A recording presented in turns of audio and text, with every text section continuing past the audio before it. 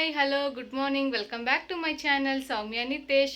Hope ನೀವೆಲ್ಲ ಚೆನ್ನಾಗಿದ್ದೀರಾ ಅನ್ಕೋತೀನಿ. ನಾನು ಕೂಡ ಚೆನ್ನಾಗಿದ್ದೀನಿ ಫ್ರೆಂಡ್ಸ್. ಇವತ್ತು ಸಂಡೇ, ಸೊ ಅದರಿಂದಾಗಿ ಸ್ವಲ್ಪ ರೂಮೆಲ್ಲ ಕ್ಲೀನ್ ಮಾಡ್ಕೊಳ್ಳೋಣ ಅಂತ ಕ್ಲೀನ್ ಮಾಡ್ತಾ ಇದ್ದೀನಿ. ಬನ್ನಿ ಕ್ಲೀನ್ ಮಾಡೋಣ.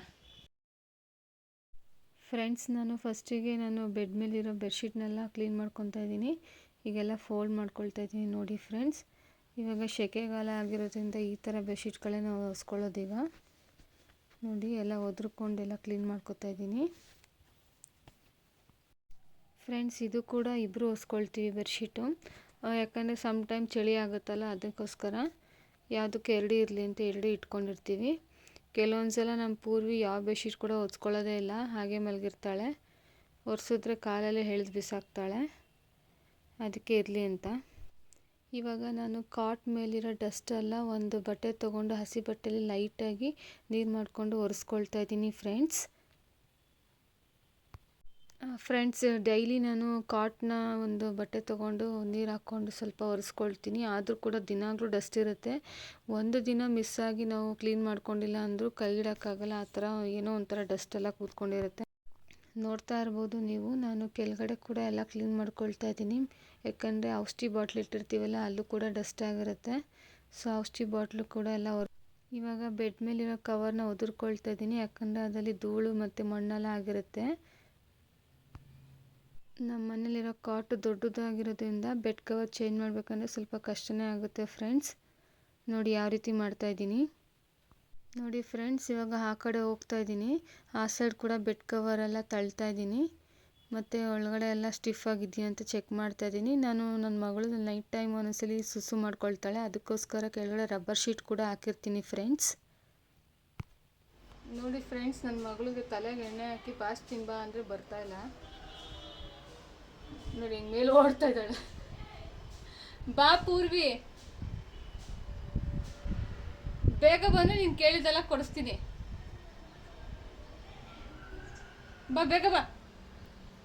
ಕೊನೆಗೂ ನನ್ನ ಮಗಳಿಗೆ ಮಸ್ಕ ಹೊಡೆದು ನೈಸ್ ಮಾಡಿ ಕರ್ಕೊಂಡ್ಬಂದು ಕೂರಿಸ್ಕೊಂಡು ತಲೆಗೆ ಆಯಿಲ್ ಹಾಕ್ತಾಯಿದ್ದೀನಿ. ನೋಡಿ, ಸಂಡೇ ಆಗಿರೋದ್ರಿಂದ ನನ್ನ ಕೈಗೆ ಸಿಗ್ತಿಲ್ಲ.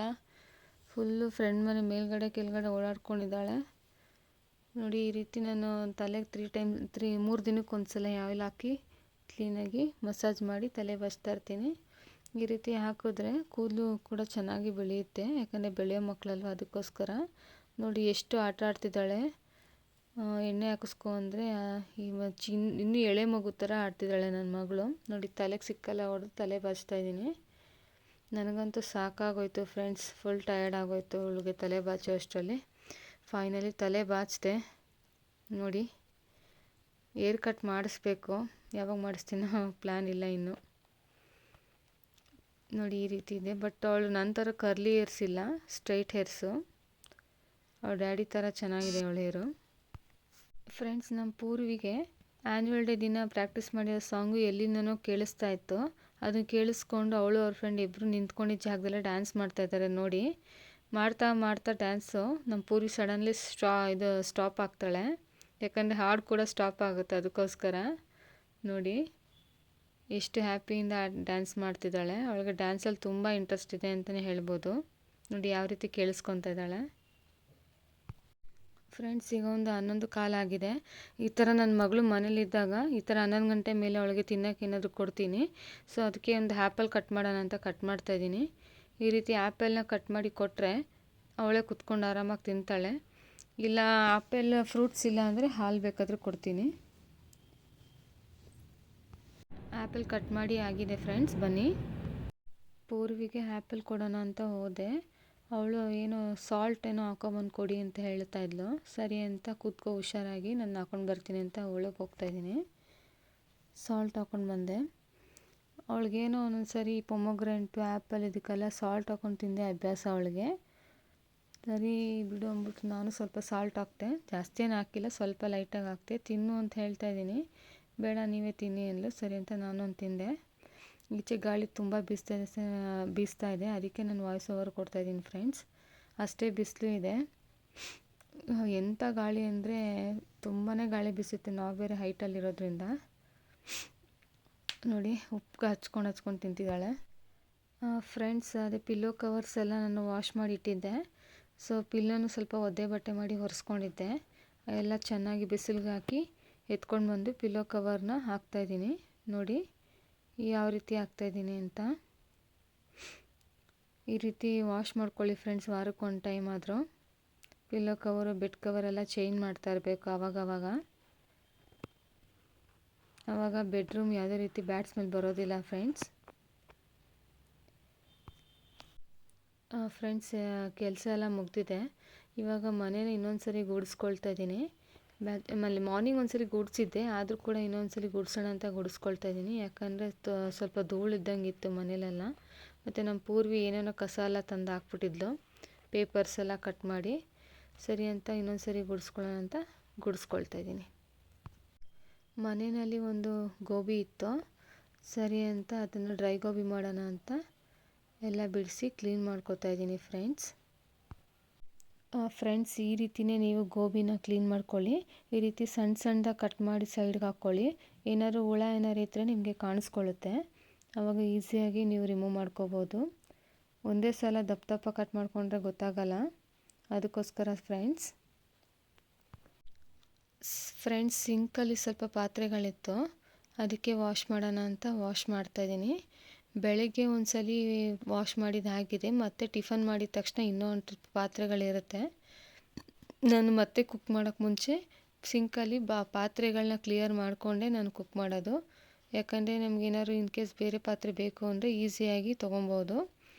ಸಿಂಕಲ್ಲಿದ್ದರೆ ಮತ್ತೆ ವಾಶ್ ಮಾಡಬೇಕಾಗತ್ತೆ, ಅದಕ್ಕೋಸ್ಕರ ಸಿಂಕಲ್ಲಿ ಪಾತ್ರೆ ಎಲ್ಲ ವಾಶ್ ಮಾಡಿ ಸಿಂಕ್ನ ಕ್ಲೀನ್ ಮಾಡ್ಕೊಳ್ತಾ ಇದ್ದೀನಿ ಫ್ರೆಂಡ್ಸ್. ಸ್ವಲ್ಪ ಸೋಪಿನ ಪುಡಿ ಹಾಕಿ ಕ್ಲೀನ್ ಮಾಡ್ಕೊಳ್ತೀನಿ, ಆವಾಗ ಬ್ಯಾಡ್ ಸ್ಮೆಲ್ ಬರೋದಿಲ್ಲ ನಿಮಗೆ. ಬನ್ನಿ ಫ್ರೆಂಡ್ಸ್, ಈಗ ಡ್ರೈ ಗೋಬಿ ಮಾಡೋಣ. ಆಲ್ರೆಡಿ ಒಂದ್ಸರಿ ನಾನು ಡ್ರೈ ಗೋಬಿ ರೆಸಿಪಿ ಹಾಕಿದ್ದೀನಿ. ಯಾರ್ಯಾರು ನೋಡಿಲ್ಲ ಅಂದರೆ ನನ್ನ ಚಾನಲಲ್ಲಿದೆ ಡ್ರೈ ಗೋಬಿ ಮಾಡೋದು ಹೇಗೆ ಅಂತ ನೋಡಿ ಫ್ರೆಂಡ್ಸ್. ಮತ್ತು ಬೋಸಿ ಸ್ವಲ್ಪ ಒದ್ದೆ ಆಗಿತ್ತು, ಅದಕ್ಕೆ ಬಟ್ಟೆನಲ್ಲಿ ಒರೆಸ್ಕೊಳ್ತಾ ಇದ್ದೀನಿ. ಒಂದು ಪಾತ್ರೆಯಲ್ಲಿ ಎಣ್ಣೆ ಕಾಯೋಕ್ಕೆ ಕೂಡ ಇಟ್ಟಿದ್ದೀನಿ, ನೋಡ್ತಾ ಇರ್ಬೋದು ನೀವು. ಇವಾಗ ಎಣ್ಣೆ ಕಾದಿದೆ, ಒಂದನೇ ಗೋಬಿ ಹಾಕೋತೀನಿ ಫ್ರೆಂಡ್ಸ್. ಎಣ್ಣೆ ಕಾದ್ಮೇಲೆ ಹಾಕ್ಕೊಳ್ಳಿ, ಕಾಯೋದಕ್ಕೆ ಮುಂಚೆ ಹಾಕಿದ್ರೆ ಬಾಣಲಿಗೆ ಅಂಟ್ಕೊಳ್ಳುತ್ತೆ, ಎಣ್ಣೆ ಎಲ್ಲ ಹಾಳಾಗುತ್ತೆ, ಅದಕ್ಕೋಸ್ಕರ. ನೋಡಿ ಇವಾಗ ತಿರುಗಿಸ್ಕೊಳ್ತಾ ಇದ್ದೀನಿ. ಜಾಸ್ತಿ ಟೈಮಿಂಗ್ ತೊಗೊಳ್ಳಲ್ಲ ಫ್ರೆಂಡ್ಸ್ ಗೋಬಿ ಮಾಡೋದಕ್ಕೆ, ಈಸಿಯಾಗಿ ಮಾಡ್ಕೋಬೋದು, ಯಾರು ಬೇಕಾದ್ರೂ ಮನೇಲಿ ಮಾಡ್ಕೋಬೋದು. ನೋಡಿ ಆಗಿದೆ, ಇವಾಗ ಎತ್ಕೊಳ್ಳೋಣ. ಎಣ್ಣೆನ ಚೆನ್ನಾಗಿ ಸೋಸ್ಬಿಟ್ಟು ಎತ್ಕೊಳ್ಳಿ ಫ್ರೆಂಡ್ಸ್, ತುಂಬ ಚೆನ್ನಾಗಿರುತ್ತೆ. ಟೈಮ್ ಪಾಸ್ ಮಾಡ್ಕೊಂಡು ತಿನ್ಬೋದು ನೀವು ಫ್ಯಾಮಿಲಿ ಜೊತೆ. ಬ್ಯಾಟಿಂಗ್ ಮಾಡೋಣ ಬನ್ನಿ ಫ್ರೆಂಡ್ಸ್. ನನ್ನ ಮಗಳು ಬ್ಯಾಟಿಂಗ್ ಮಾಡೋಣ ಅಂದರೆ ಬ್ಯಾಟ್ ಮಾಡೋಣ ಗೋಬಿನ ಅಂತ ಹೇಳ್ತಿದ್ದಾಳೆ. ನೋಡಿ ಯಾವ ರೀತಿ ಹೇಳ್ತಿದ್ದಾಳೆ, ಹೆಂಗ್ ನಿಂತಿದ್ದಾಳೆ. ಸಂಡೇ ಅಂದರೆ ಹಿಂಗೇನೆ ನನ್ನ ಮಗಳು, ಕೈಗೆ ಸಿಕ್ಕಲ್ಲ ಫ್ರೆಂಡ್ಸ್. ಇವಾಗ ಮಧ್ಯಾಹ್ನ ಆಗಿರೋದ್ರಿಂದ ನಾನು ಊಟ ಹಾಕ್ಕೊಂಡಿದ್ದೀನಿ ಒಂದು ಪ್ಲೇಟ್ಗೆ, ಮತ್ತು ಇನ್ನೊಂದು ಪ್ಲೇಟಿಗೆ ನಾನು ಗೋಬಿ ಹಾಕ್ಕೊಂಡಿದ್ದೀನಿ. ಸಂಡೇ ಆಗಿರೋದ್ರಿಂದ ದರ್ಶನ್ದು ಮೂವಿ ಹಾಕಿದ್ರು, ಸೊ ಮೂವಿ ನೋಡಿಕೊಂಡು ನಾನು ಊಟ ಮಾಡ್ತಾಯಿದ್ದೀನಿ.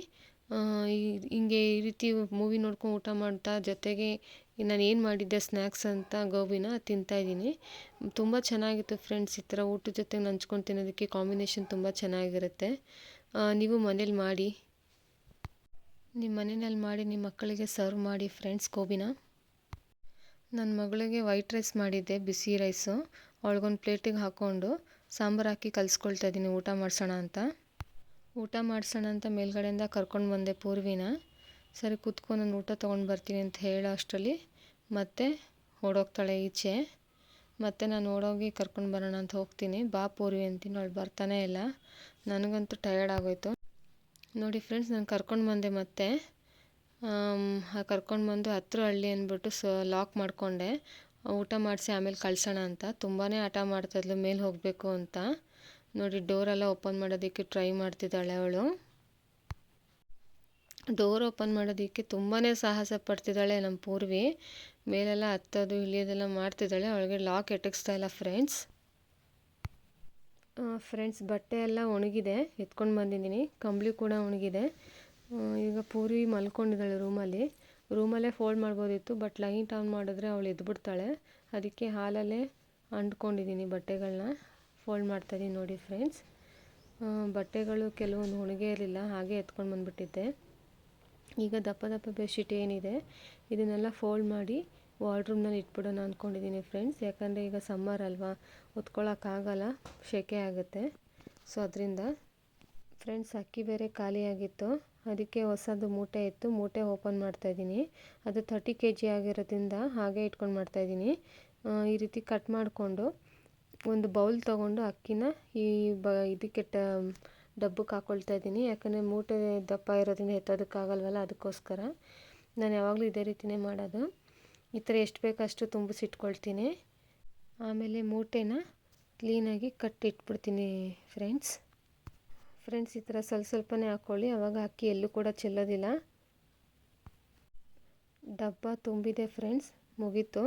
ಫ್ರೆಂಡ್ಸ್, ಇವತ್ತಿನ ಲಾಗ್ ಇಲ್ಲಿಗೆ ಮುಗಿಸ್ತಾ ಇದ್ದೀನಿ. ಐ ಹೋಪ್ ಇವತ್ತಿನ ಲಾಗ್ ಎಲ್ರಿಗೂ ಇಷ್ಟ ಆಗಿದೆ ಅನ್ಕೋತೀನಿ. ಪ್ಲೀಸ್ ಎಲ್ರಿಗೂ ಇಷ್ಟ ಆಗಿದ್ರೆ ಲೈಕ್ ಮಾಡಿ, ಶೇರ್ ಮಾಡಿ, ಆ್ಯಂಡ್ ಯಾರ್ಯಾರು ಇನ್ನೂ ನನ್ನ ಚಾನಲ್ನ ಸಬ್ಸ್ಕ್ರೈಬ್ ಮಾಡಿಲ್ಲ ದಯವಿಟ್ಟು ಸಬ್ಸ್ಕ್ರೈಬ್ ಮಾಡ್ಕೊಳ್ಳಿ. Thank you.